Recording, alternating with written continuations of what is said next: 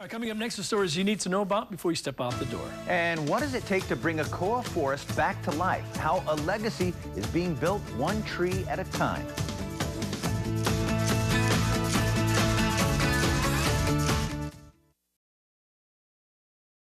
Well, since the arrival of man in the Hawaiian Islands, more than half of native forests have been lost. Yeah, but there is an initiative to bring the forest back to its former glory.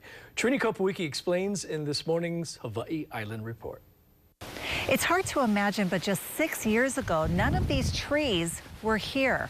Now, we are on the slopes of beautiful Mauna Kea. It's a historic site. It was the personal koa forest for King Kamehameha the Great. Now, a lot has changed over the last 100 years. We're talking about that today.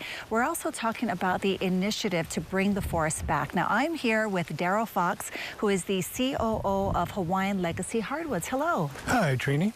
So tell us about the Hawaiian Legacy Reforestation Initiative. Yeah, indeed. It's a nonprofit that we established specifically to bring back endemic native Hawaiian forests. And it came mostly at the one at a time tree planting by our tour groups, and it's what started it. But we realized that there was enough interest in the restoration effort that there was wide support from both corporate support and individuals. So let's talk about why is this so important? Well, you know, you look at the land, especially an island like Hawaii, if you think about it in terms of the ahapua'a concept, you're looking at wedges of land from the mountain to the sea. And anything that happens on the mountain eventually winds up being a problem in the oceans. And erosion has always been a big issue, and runoff of agricultural chemicals. Whereas if you plant a forest in that place, it's going to trap a lot of that runoff and sediment long before it can get to the ocean. Now, how many trees have already been planted, and what's your goal? Oh, right now we're at about 340,000 trees. Mix of endemics, koa being the backbone of it, but a lot of sandalwood, ohia, mamani, nio. Our goal when we first started this was 1.2 million trees. That goal seems to be expanding considerably because of some of our more recent partners that are interested in doing is up to 1 million trees each. That's incredible. So how are the trees planted?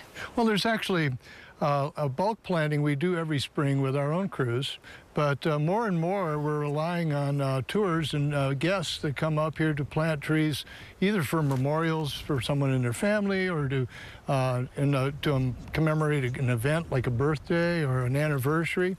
And so, you know, you almost have this one-on-one personal relationship with the trees that develops. Okay, it's Hawaiian Legacy Tours, right? And people can register and come up here and actually plant a koa tree. Absolutely. Okay, well, coming up on Living 808, I am going to get my hands dirty and plant my very own koa legacy tree. Thank you. Thank you, Trini. Okay. I love that. That's a great idea. It's a great program, and it's bringing back our koa forest. That makes a lot of sense. I could see where a lot of people would be interested in that and leaving it, you know, dedicating it towards grandparents or parents that you've lost. Yeah, brilliant. Hey, when we come back, we're going to be checking on surf as well as weather forecast.